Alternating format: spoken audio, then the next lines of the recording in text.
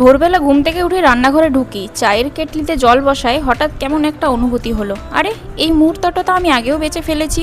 এই কেটলির শব্দ, এই আলো, এমনকি এই কাপে চা ঢালার দৃশ্য আগে কোথাও যেন ঘটেছিল। কিছুক্ষণ থমকে যাই, তারপর আবার কাজে লেগে পড়ি। দুপুরে রান্না করছি, ডাল ফুটছে, পেঁয়াজ কুচি করছি। হঠাৎ মনে হলো এই দৃশ্য আমি আগেও স্বপ্নে দেখেছি। চোখের সামনে রান্নাঘরের সেই এক কোণা, সেই কড়াই, সেই শব্দ, সব যেন একের পর এক ঘটে। সন্ধ্যায় কাপড় মেলতে ছাদে উঠলাম, বাতাস আসছে, দূরে বাচ্চারা খেলছে। আবারও বুকের ভেতর কেঁপে উঠলো, না, এটা শুধু আজ নয়, আমি আগেও একদিন এইভাবেই ছাদে দাঁড়িয়ে কাপড় মেলছিলাম। দিনের শেষে ক্লান্ত শরীর নিয়ে বিছানায় শুয়ে পড়ি। মনে হতে থাকে প্রতিদিনের এই ছোট ছোট মুহূর্ত আমি বারবার বেঁচে যাচ্ছি। তাহলে এটা কি? এটা আমাদের সাথে প্রায়ই ঘটে থাকে। এটাকে বলে ডেজা। আসলে ডেজাভুর পিছনে অনেকগুলো ব্যাখ্যা আছে। মস্তিষ্কের ভুল প্রসেস। আমাদের মস্তিষ্ক কখনো বর্তমানের কোনো অভিজ্ঞতাকে ভুল করে স্মৃতির ঘরে পাঠিয়ে দেয়, তাই মনে হয় আগেও ঘটেছে। এটাকে বিজ্ঞানীরা সবচেয়ে সঠিক মনে করে টাইম ল্যাগ। কখনো চোখ কান থেকে মস্তিষ্কে সংকেত পৌঁছাতে সামান্য দেরি হয়, তখন মনে হয় না, এটা তো আমি আগেও দেখেছি।